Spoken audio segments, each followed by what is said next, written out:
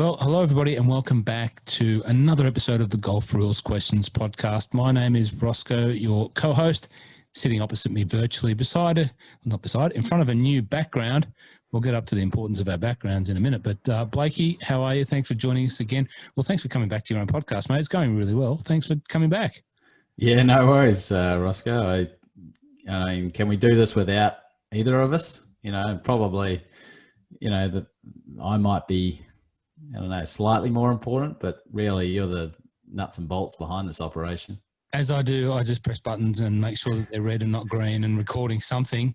And that's it, my important part. But, mate, it's been, a week or so since we caught up and did our last episode, and quite a bit of stuff to get through. We will try and keep it neat and to the schedule, and it's a wonderful schedule that you've put together for us too. I couldn't be here without your wonderful schedule here, mate. It's been a couple of big weeks in golf. Yeah, there have been some good fodder for us in terms of rules stuff. Yeah, I've tried to keep it to cut it down from what we've done previously, just based on that feedback, which we love, the listener feedback or viewer feedback if you're on YouTube with the vlog. But we'll try and get through everything today, and if we don't, we'll put it in the next episode and make sure we speak about it. So let's get into it, Roscoe. So, mate, we're down to the pointy end of the FedEx series, and the last event was run, and the last event of the main FedEx series, and next week's the final, was run and won today. What a finish! Yeah, that was unbelievable, and it is August, and this is when the FedEx Cup is usually on, but with the lack of golf that we've had especially the PGA Tour this year, it's quite incredible that it's come so quickly, I guess. So yeah, what a finish. Jon Rahm ending up shooting 130 on the weekend, as a past 70 course, but shooting 130 on the weekend to get into that playoff. And do you see both putts, Roscoe? I did, and I don't think that I've, even in my wildest dreams, considered holding putts of those lengths of those two young men, Dustin Johnson and Jon Rahm, as they did. One to secure his place in the playoff, Dustin Johnson, and the other one to take it out in the first playoff hole.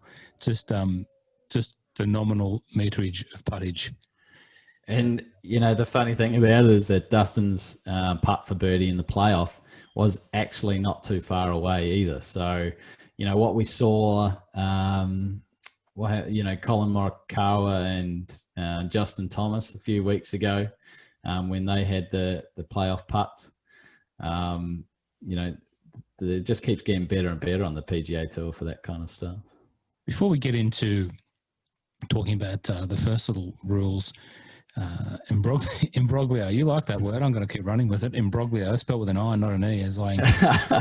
And you, as is your role in this team, politely but effectively corrected me on my spelling, which I usually actually pride myself on, by the way, for everyone listening. That's all right. Before we get into that, Olympia Fields, it was turned out fairly tough, and this is probably more a topic for my mate Rocket on the My Love of Golf podcast, but it was turned out fairly tough. And I just was keen to get your perception or how you thought it presented. And is that a good thing for the professional game? Because it seems to be, if you look at the Twitter spheres, a lot of banter to and fro with the pro long rough and narrow fairways, or the firm and fast and wide, and let strategy, be the domain of the better player. Yeah, like I personally enjoy it more, watching when they can't spin their golf ball out of the rough, when they are having these really long putts, just hitting it in there, letting it stop really quickly with like 6 and 7 irons. That's something that we'll never be able to do. Speaking of myself. So I like seeing that they have to tactfully work their way around the course and put the ball in certain positions to then have a better position to hit into the putting green. And then, you know, if they do hit it just off the fairway, they have to take their medicine and just try and aim for the middle of the green. And then even then, that's not the most easy thing to see. But, you know, they set it up really hard. But again, it was a par 70. The 2 par 5s were over 600 yards. But, you know, the cream rose to the top. John Rahm, yeah, as I said, shooting 130 on the weekend. So obviously, you know, these are the best in the world. Or obviously, they might have made it a little bit easier on the weekend or something. Well, and you know, the cream rises to the top. Obviously, DJ in that runner-up position, winning last week as well. He's on fire, that man. So, yeah. Well, very interesting. I like the firm greens. I'm still not a massive fan of long, rough, narrow fairways. I do like a bit of width there and a little bit of strategy, but the firm greens, I think, is something that brought a lot of these guys a few challenges with the pace of the putts and not being able to spin their wedges and get it to stop on a dime like they used to. And I think, you know, for us here in Melbourne, not that we know at the moment because we haven't played golf for 6 weeks, but you know, we like that, and we sort of get into that sort of firm and fast, you know, that Royal Melbourne and Metro type firm and fast green. But anyway, now our winner,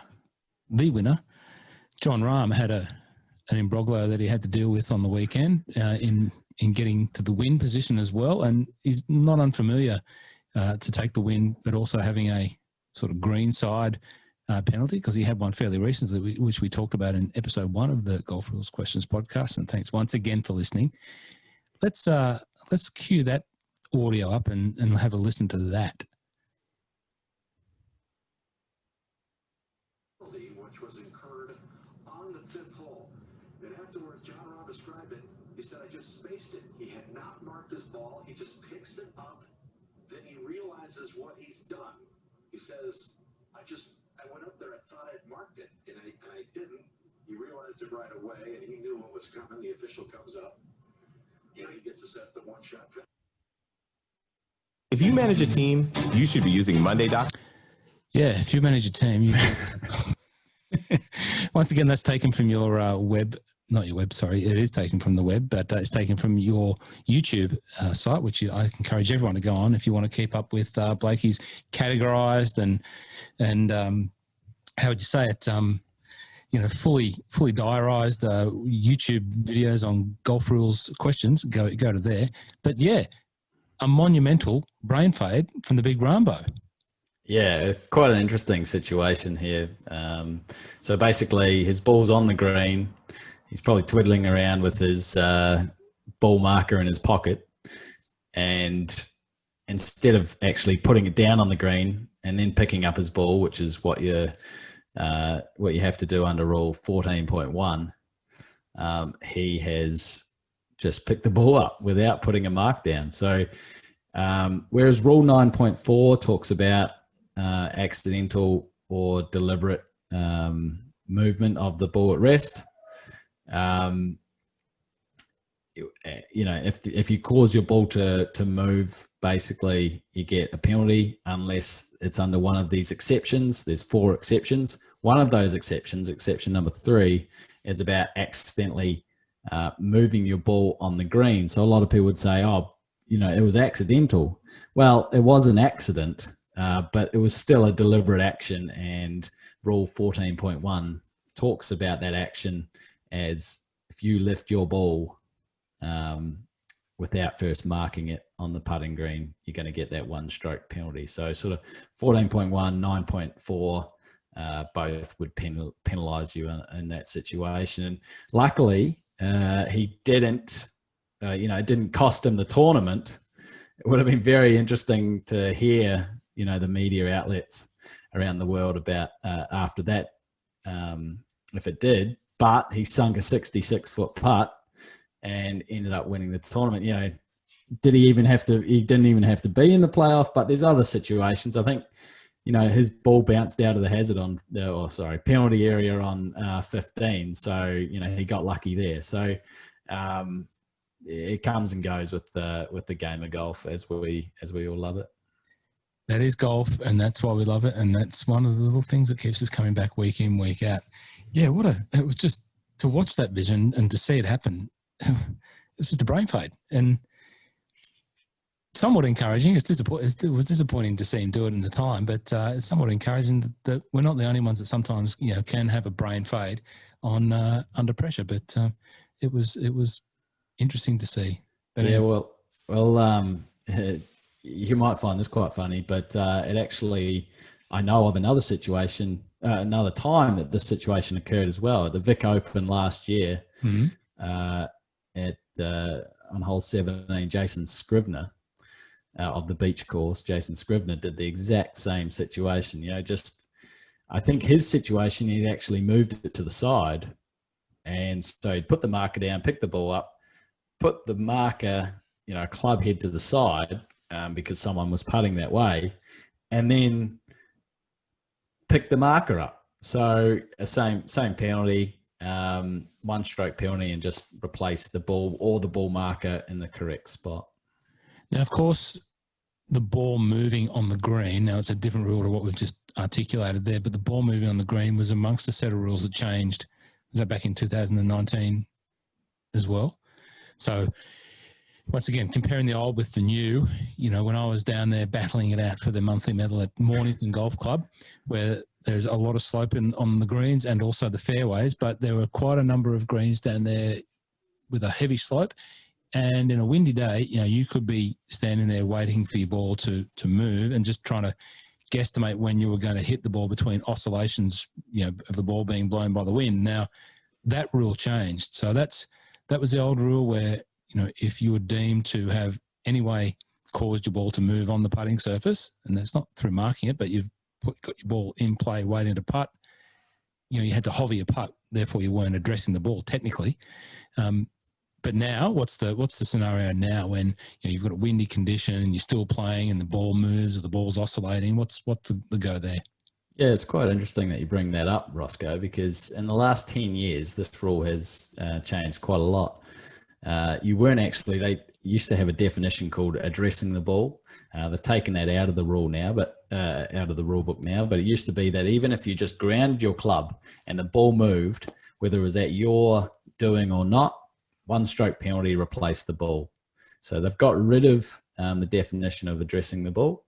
And now we've evolved into this situation where if you are on the putting green and your ball moves, you work out what caused it to move. And if it was natural forces, wind or water, then there's no penalty. And if you hadn't already marked it and lifted it and replaced it, then you play it from its new position. If you had already lifted and replaced it, you play it from that position. That is the position that you need to make the stroke from. So just probably easier just to give an example here. You hit your ball up, you hit your 20-foot putt up to a tap-in position. And as you're walking up, the ball's at rest. As you're walking up, the ball starts moving and blows into a bunker. Your next position that you're going to play that stroke from is in the bunker, unless you want to take an unplayable or something like that, right? Now, same situation, you hit the 20-foot putt, you've got to tap in. For some reason, you decide that you're going to mark it. You mark it, you lift it, you clean it, you replace it. Now the wind does the same thing, blows it into the bunker. You get to replace it back to that spot, that original spot from where you'd already marked and lifted and replaced it, and there'd be no penalty. So that was a change after we saw the Billy Horschel in the Masters on the 15th hole in 2015, I think it was. They sort of said, "Oh, we've got to do something about that," because the conditions of the greens, they're so smooth these days. They're cut so neatly, and it doesn't take much for wind or water to move that ball. So that was a change that has occurred.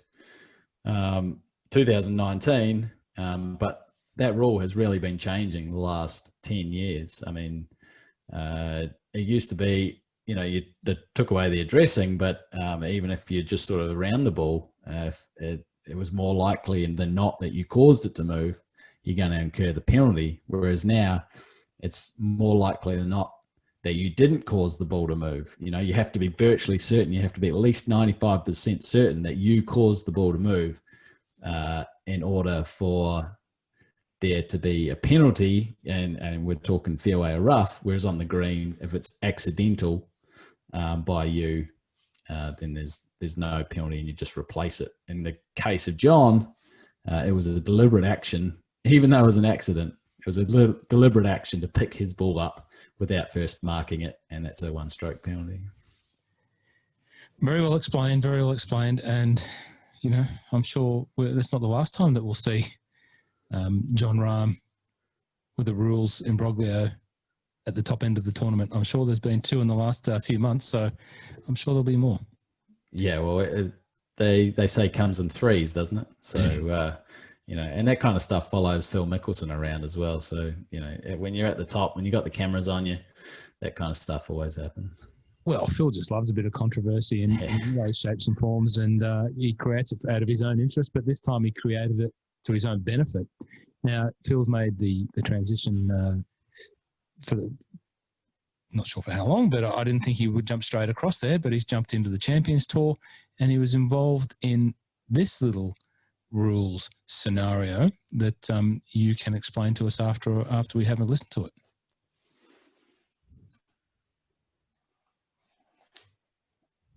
Lefty, he's up against the tree, but he gets relief. Not because this part down the bottom here. So Lanny, then he gets relief. We'll get into why he got relief in a second. He hits his driver from the pine straw there, which in itself was an outstanding play. It was an outstanding play, the driver from the pine straw. But what the viewers who are listening, well, no one can see it because it's on your YouTube channel. But what you can't see is Phil's up against the tree. He's a lefty, so his back is to the tree and his ball's up in the buttress of the tree with all the roots, and it looks fairly gnarly down there. And then all of a sudden he gets free relief. Now, I didn't really explain it there, and you couldn't really see clearly why. But Blakey, of course, you've got all the information. So why did Phil, the lefty, couldn't play the shot, was stymied well and truly? How did he get relief from the base of a tree?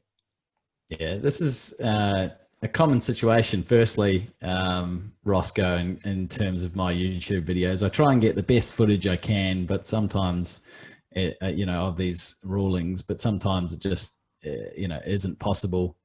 But what I sort of cut together there was the fact that we saw his ball was basically dead. It was up against a tree. Whether it was a reasonable stroke or not is another question. But, these guys are the best in the world. So telling Phil that he doesn't have a stroke at the ball, is like telling Michael Schumacher he can't drive a car type thing. So probably not the best example. Well, that didn't happen in a car race. No. That was on, on skis. But anyway, moving on.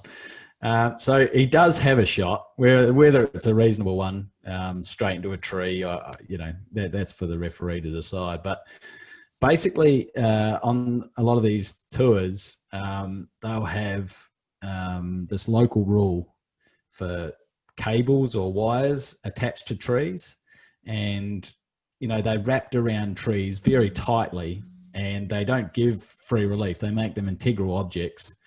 Otherwise, people would just be trying to get free relief for any time they have interference with a tree. It's not the wire that they actually care about, it's the tree. In this case, it wasn't actually TV cables, but the local rule still applies to any wires wrapped around a tree. And I've never seen this, but obviously it's a big thing in the States to have wire that is lightning wire, right? So, the lightning hits the wire and goes down the wire and into the ground rather than smashing the tree and destroying the tree. I think in the electrical field, it would be called an earth. Correct, right? So this lightning wire apparently had come loose, but not loose where you could move it. Loose as in it was interfering abnormal to what the wrapped around the tree would be. So then it's not a movable obstruction because he couldn't actually rip it away from the tree. So it's an immovable obstruction, and the referee was, and Phil as well was right to get relief, provided it was a reasonable stroke, and they obviously thought it was. And that's a really big, that would have been huge if Phil hadn't dominated the tournament so much. That would have been sort of huge news everywhere else. But, going back, I'm here to commentate on the rules, but it was interesting to see that Phil had taken that opportunity to play on the tours, the Champions Tour, and he had missed out on the main FedEx rotor, or missed out on the top 70 or whatever it was. So that's why he was down there, and he dominated, which was, he like there was a 340 meter, 40 yard par 4, and he hit it on the green and won. And then he's 50 years old. Can you do that, Ross? If I get into Phil's, Nick, and do my Phil Carve Kwando a little bit harder, in the what's left of lockdown, I reckon I can give it a rip. But we'll see. We'll see. You can test me on that. Just a little shout out to Dave McKenzie as well. I don't actually know where he finished because I don't have the results at hand. But when I was watching the Champions Tour the other night, I could see Dave McKenzie up there on the front page of the leaderboard, and what a great ambassador for Australian golf out there on a major tour, doing some great stuff, and has been doing for a number of years now. Just I was going to say plods away. That would sound terrible, but he just beavers away and plays some really good golf, and is always very likely to be up the pointy end of those fields. So a win for him, probably not too far away. But it's just good to see Dave McKenzie up there playing with some of the elder statesmen of the tour from years and years gone by. It was great to see for me. Hey, now, another one that happened a couple of weeks ago in Scotland, and maybe this is an appropriate time to introduce. Should we talk about? Because it was here. So the background bingo, which is going to be part of our ongoing programming, background bingo. You can see, for those watching on the YouTube, you can see our backgrounds today. There's a new background for you to have a look of. I'll move around for those looking at the video. Seaside course, wonderful course, old course, one of my favourites. So if you've listened anywhere else, you'll know that this is one of my favourites. Blakey, you're sitting in front of the only hint's going to be same hemisphere. And that's a harder one for me to pick because it's in tournament setup. I actually can't see what course it is. I can't work it out, but I'm sure that some astute listeners will be able to work out where your background is. So have a go at both backgrounds. We did have a winner from last week's background bingo. It was a pretty easy one. Who was it? It was Jerry Bauer. Jerry, congratulations. You picked Troon as the background. Yes, it was a picture from the 2016 Troon Open. I think it was the 18th. And what a tournament. It was the first ever major that I'd ever been to, the only major I've ever been to, and what a great one to go because, we were just talking about him, Phil Mickelson and Henrik Stenson put down one of the all-time great finishes to a tournament. And for me, it was just unbelievable introduction to open tournament golf in Scotland at Royal Troon, which was the place where this young lady, Lexi Thompson, had another little rules imbroglio. And I would define this as imbroglio. If you look at the word imbroglio and what it means, this was an imbroglio and caused a bit of a stir. So should we listen to that first, Blakey? Yeah, let's go for it, Roscoe. Okay.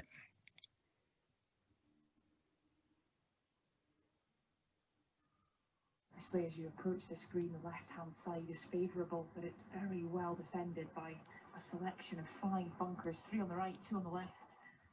There seems to be a big tuft of grass just behind me. She's brushing it at the moment with a club. think that's the problem. You know, she's wondering if she can get a clean strike. She's got a very wide stance, trying to remain stable. Really chasing after it with her body. Well, yes, Iona, she was really chasing after it with the body. Now, I have to commend the guys who are doing the commentary for the Women's Open, which I watched a lot of at Raw Troon. You know, I was obviously sitting there late at night reminiscing. And the guys did a great job with limited cameras and limited, you know, everything in the current environment. They had Iona Stephen, who, you know, is just a class young lady in herself, a very, you know, talented golfer and becoming a great broadcaster. They had Dame Laura Davies, who was just great in the commentary box. You know, obviously she could do whatever she wants, but if she just turned her hand to commentary now, you know, that'd be great on men's and women's tours. And they did a great job rotating everything. But I think they sort of let that go a little bit too easy. And what they let go, you know, for those of you who haven't seen it, go and check it out once again on the YouTube site. But is Lexi Thompson, who most of us love, you know, she's an icon of the women's game and done a wonderful things. You know, I saw her play at the Solheim Cup last year, and she's just an impressive young lady in every athletic and golfing sense. Impressive golfer, wonderful record. But to watch her push the grass away, you know, a wispy knoll of grass behind a ball, to me looked like she was trying to improve a lie.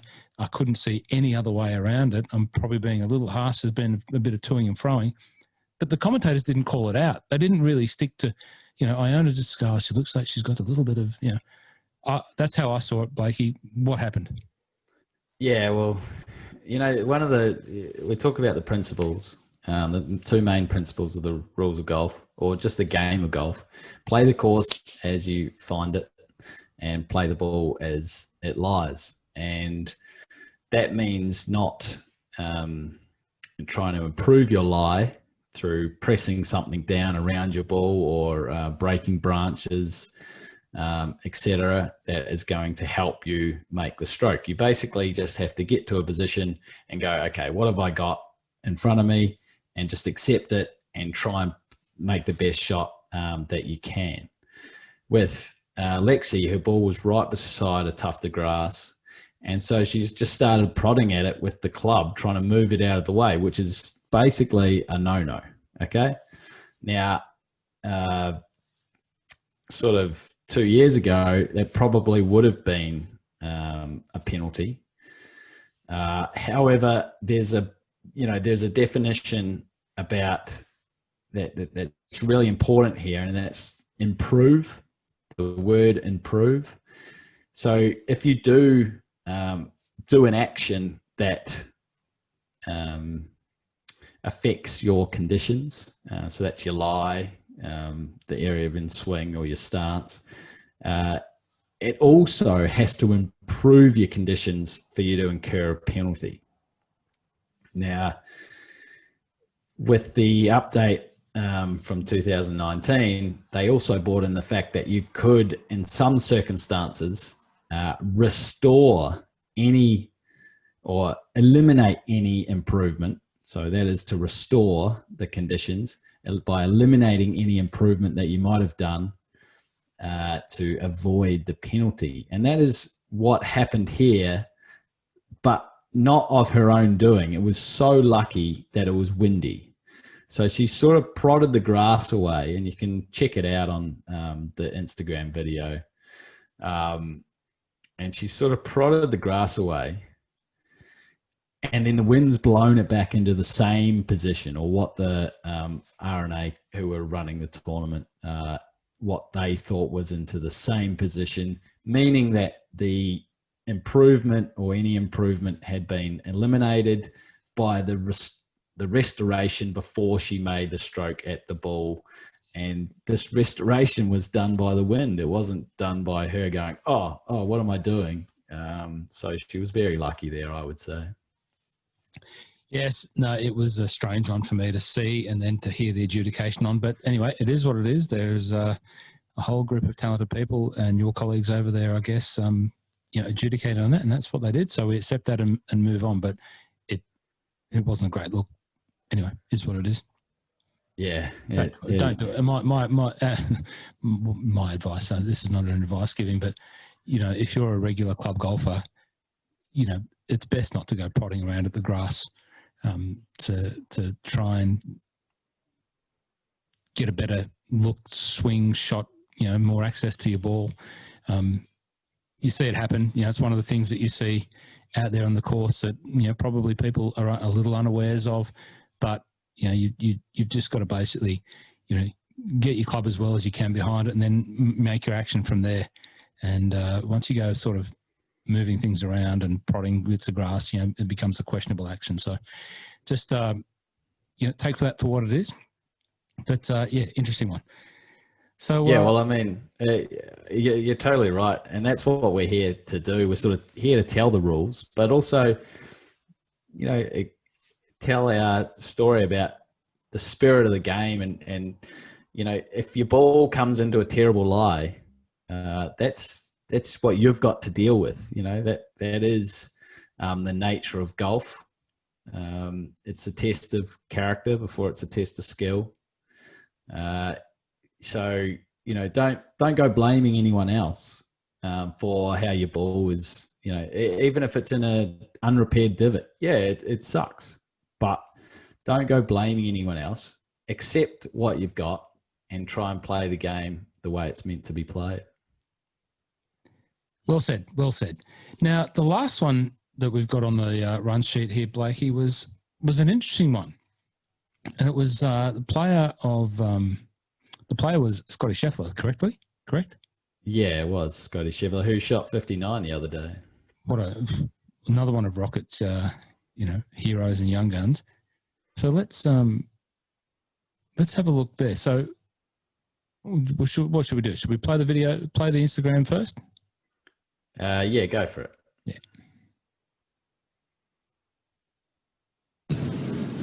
Yeah, does that look like cramp? Yeah, that looks pretty serious. I don't think he's going anywhere in a hurry. Okay. Not a lot of folks out here that can just come in from behind the ropes and fill in here, Nick. Good. It's empty. Yeah. Yeah. Louis caddy.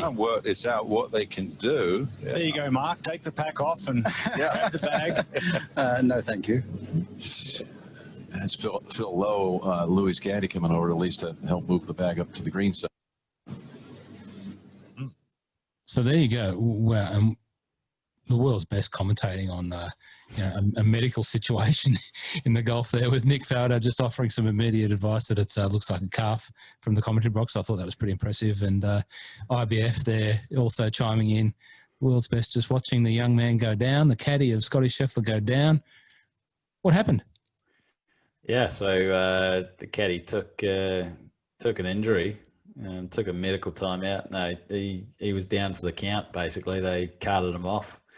And he couldn't caddy for the rest of the round. And I don't know if he didn't follow up with whether he got back out there for rounds 3 or 4 or whatever it was, or he's back on the bag this week or whatnot. So hopefully he is okay, and he just got some quick medical attention and was right for the next day. But it just brings up the issue of how many caddies you can have. I mean, for mere mortals like you and me, we're just going to be pulling out or carrying our own golf bag.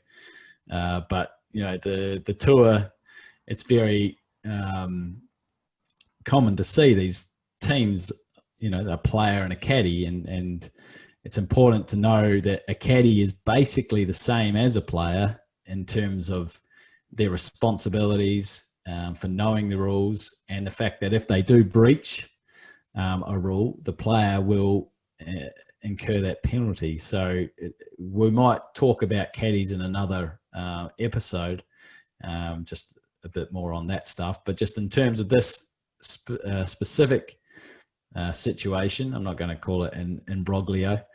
A player can have only one caddy at a time, and so the fact that the caddy's gone down and then the other caddy from the other player has actually moved Scotty's bag up to the green, and I think they in the end, they ended up getting someone else to come out and caddy. It might have been Scotty's manager or something like that. But basically, that moving of the bag up to the green in that situation would just be seen as a courtesy. It's something similar. Another example of this happening would be if say you had a caddy and I had a caddy and we were playing in at Mornington or something like that, and I hit my ball into a bunker, I hit it out of a bunker, and my caddy decides to rake the bunker, and then but I'm on the green, so you or your caddy takes both bags, your bag and my bag, up to the green so I can get the putter out, clean the ball and stuff, and I mark my ball, I throw it to your caddy and he cleans my ball and stuff like that. So he's not acting for me as my caddy. He's simply a courtesy to substitute in for my current caddy who's raking the bunker back down the fairway. So there are times when that's not going to be a breach of the rules. If I did have two caddies, so one carrying my bag and then another one giving me advice, then that would be a breach of the rules, which is a general penalty for each hole that it happens. So if you have two caddies for 18 holes in stroke play, how many penalty strokes is that, Roscoe? Sorry, say that again. If you have two caddies for a whole 18 holes in stroke play, how many penalty strokes in stroke play would that be? No, I heard you the first time, but two caddies head around two caddies for the whole 18 holes, and I just can't. I'm not the numbers guy here, mate, but there's probably I'm going to be wrong. Two shots for every hole, the maximum of however many holes you played. So 18 times 2, 36. And it has happened. So it used to be, this is one that I got caught out on the other day. There used to be a maximum on this, but there's no maximum on this one. So actually, I'm just going to look at the book just to check that. But, there's no maximum on this one. So, it'll be 36 penalty strokes. While I was slightly distracted there, I wasn't distracted. I was trying to work out, never ever seen anything that was the like of two caddies. But the only caddy breach that I can think of was not one of a golfing strokes, affecting the round, but more of a, my tight Scottish nature background. And it was at the Lynch in Ireland. And Aussies are notorious for not taking caddies at a lot of these places around the world where, maybe some of the guys from America that might be listening, and if you are listening from some of the states that tune in, welcome. But caddy is very popular with the American travelling golf market in Scotland and Ireland. Ross, no caddy. Just take it. I might spend my 15 quid on a stroke saver, which I did that day at La Hinch. Anyway, I struck up a great relationship with the caddy, with the two guys from America that I was playing with, the two older gentlemen from America. They had one caddy between two. I was having great banter with this Irish fellow. It was just unbelievable. And I was conscious of the fact that I didn't want to ask him for information because I wasn't paying his fee and I had, probably no intention. But his wife was from Australia and there was all this stuff going on. He started giving me information. It's about a 7-iron from there, Ross. Oh, thanks very much, mate. Well, the two playing partners, they were just filthed up big style. They just went ballistic. Not quite ballistic, but they made it very clear that they were paying for his services and I wasn't, so bugger off over the other side of the fairway. I was just trying to be sociable. Anyway. That's quite a good a little segment just before we finish, or a good little situation just before we finish. You can actually have one caddy, between 3 or 4 or 5 or 6 players. Not that you ever have 5 or 6 players, but you can have one caddy for more than one player. You just can't have one player for more than one caddy. So, well, when you go on your golfing trips over to these parts, and hopefully one day we all get back to doing that, it's quite common over there to have one player between two, one caddy between two, all caddies and all that sort of thing. So, these boys, pushing 2 trolleys or carrying 2 bags. Yeah. But my mates at the Real Life Caddy podcast have got some wonderful caddy stories. They 2 guys that caddy over at Pebble Beach, and go and check out their podcast. But funny guys, and they agree with me that Gordon, who runs the Real Life Caddy podcast, he says one day to me, he says, you know, Ross, you know how copper was invented? I said, how is that, Gordon? He says, 2 Aussies fighting over a penny. Sorry, and I've stuffed that up. Copper wire, how copper wire was invented. 2 Aussies fighting over a penny. So he was basically agreeing that us Aussies are tight. Maybe not all, but anyway. Hey, I think that's a good episode, mate. So you've covered off some real doozies there, covered off the latest information from the tour, some things that were maybe not so clear of why they did and didn't happen, that people may have been tuning into. Once again, jump on the podcast, jump on the Instagram, jump over to the YouTube site, GolfRules Questions. You can see it everywhere, and all that information is there. Hours and hours and hours of viewing pleasure in lockdown. Let me tell you that. Blakey, how are you? All good? Yeah, no, going really well. Again, we've run over time, but we'll chuck it in the next episode so people can hear more about rules from the tour and also listeners' questions. All right, we do have a question to cover too. Yes, that's right. Background bingo. So you can see here we've done that. And who is our winner again? Jerry Bauer.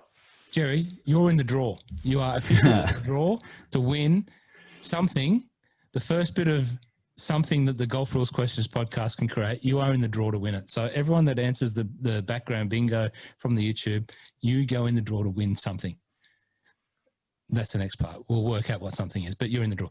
Everyone, thanks for listening in. It's been great. We're trying to have some fun here and levitate this great information that Blake is able to bring to us. Thanks for listening, and until next time on the Golf Rules Questions podcast, we'll see you again.